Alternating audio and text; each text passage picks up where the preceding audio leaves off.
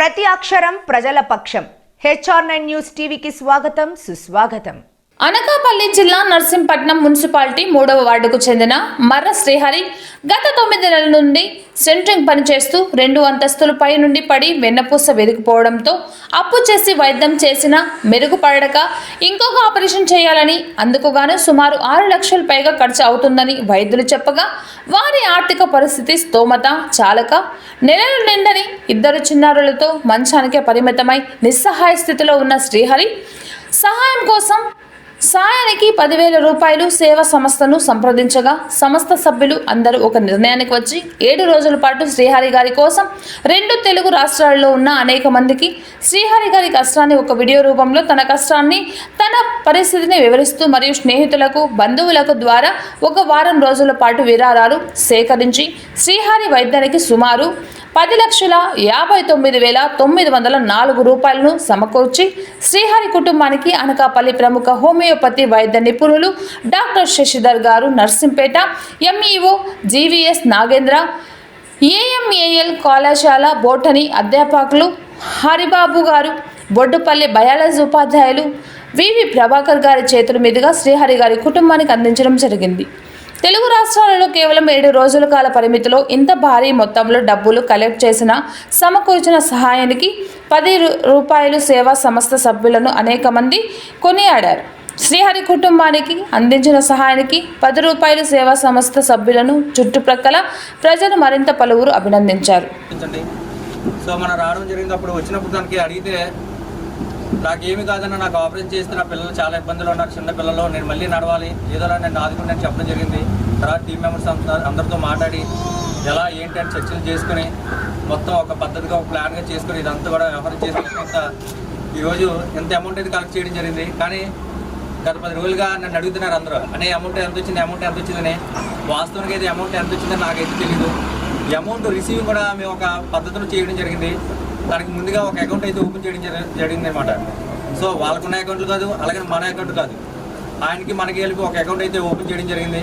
మన వీడియోలో ఏంటంటే ఆ అకౌంట్ నెంబరు, తన ఫోన్ నెంబర్ ఇవ్వడం జరిగింది. ఎందుకంటే కష్టం తనదే, బాధ తనదే.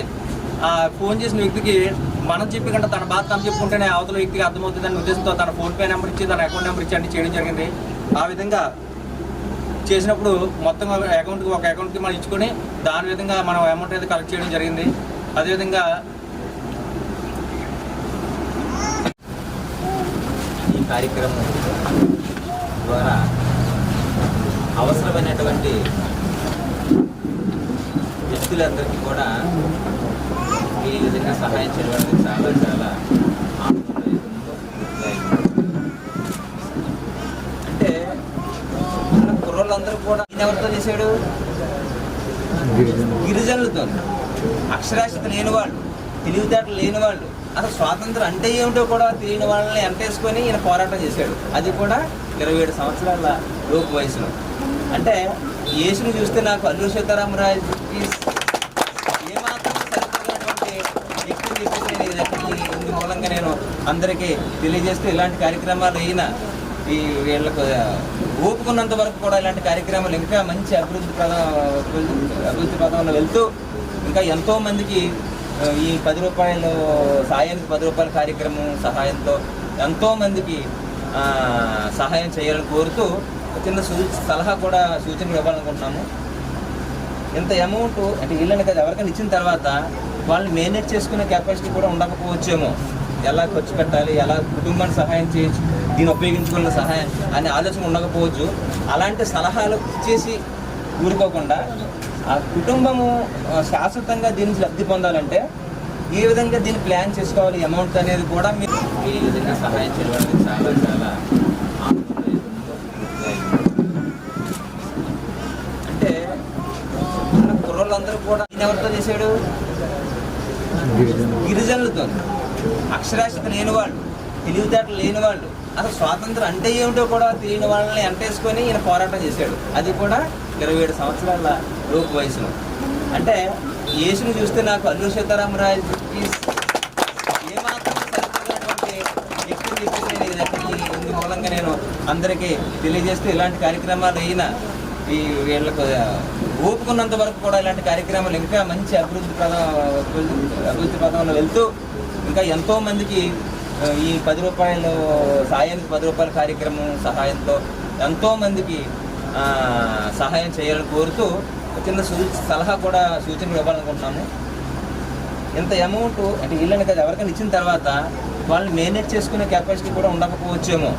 ఎలా ఖర్చు పెట్టాలి, ఎలా కుటుంబాన్ని సహాయం చేయొచ్చు, దీన్ని ఉపయోగించుకున్న సహాయం అనే ఆలోచన ఉండకపోవచ్చు. అలాంటి సలహాలు ఇచ్చేసి ఊరుకోకుండా ఆ కుటుంబము శాశ్వతంగా దీని నుంచి లబ్ధి పొందాలంటే ఏ విధంగా దీన్ని ప్లాన్ చేసుకోవాలి, అమౌంట్ అనేది కూడా మీరు సలహా ఇస్తే అది పూర్తి స్థాయిలో ఉపయోగపడుతుందేమో. లేకపోతే వీళ్ళ ఈ అమౌంట్ అంతా అంటే చెప్పకూడదు తెలియదు, ఈ అమౌంట్ చూసి కొంతమంది వీళ్ళ ఇంటికి చేరే అవకాశాలు ఉంటాయి, వీళ్ళు మిస్గైడ్ చేసే అవకాశాలు ఉంటాయి. అదే చెప్పకూడదు తెలియదు నాకు చేసి ఈ సాయము ఫలవంతం కాకపోయే పరిస్థితులు కూడా ఏర్పడే అవకాశాలు ఉండొచ్చు, మనం చెప్పలేము. ప్రస్తుత రోజులన్నీ ఎలా ఉన్నాయి మనం అంతా చూస్తున్నాం.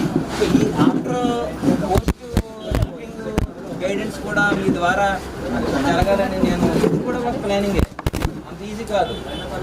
ఇది కూడా చెయ్యాలని అంటే పిల్లలను కూడా దృష్టిలో పెట్టుకోవాలా. ఎవరికైతే హెల్ప్ చేస్తున్నామో వాళ్ళ యొక్క పిల్లల వయసు, వాళ్ళ అవసరాలు, ఫ్యూచర్లో వాళ్ళ అవసరాలు కూడా దృష్టి పెట్టుకొని ఏం చేస్తే ఈ అమౌంట్ని అంటే క్యాష్ రూపంలో పూర్తిగా చేతిలో పెట్టేయకుండా అమాయకులు ఉండొచ్చు, వాళ్ళు ఎలా ఖర్చు పెడితే తెలియకపోవచ్చు. అప్పుడు మాత్రమే ఫలవంతం అవుతుంది మన చేసే సహాయం అని మీరు ఈ సందర్భంగా నేను తెలియజేస్తూ ఆ విషయంలో కూడా మీరు కొంచెం ఒక వ్యవస్థను ఏర్పాటు చేయాలని కోరుతూ అందరికీ ధన్యవాదాలు.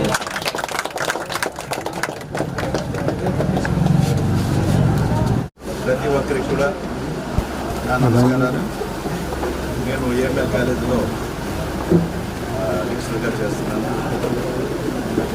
ఎన్ఎస్ ఆఫీసులు కూడా ఆ ఎన్ఎస్ఎస్ స్పెషల్ క్యాంప్ కండక్ట్ చేసినప్పుడు ఒక మంచి అబ్బాయి ఇన్నోసెంట్ అతనికి నేను పెట్టిన పేరు ఎల్బాగుడు అని, అలాంటి వ్యక్తి ఎన్ఎస్ క్యాంప్కి వచ్చాడు. నాకు తెలియదు అప్పటి వరకు ఇది నా స్టూడెంట్, ఎందుకంటే నేను వాటిని టీచ్ చేస్తాను. పరిచయం చేశారు, సార్ అతను స్పెషల్ క్యాంప్ వస్తాడంట. సరే చూసినప్పటికీ ఆ మంచి వ్యక్తి అందరికంటే ముందు ఈ ఎన్ఎస్ఎస్ ప్రోగ్రామ్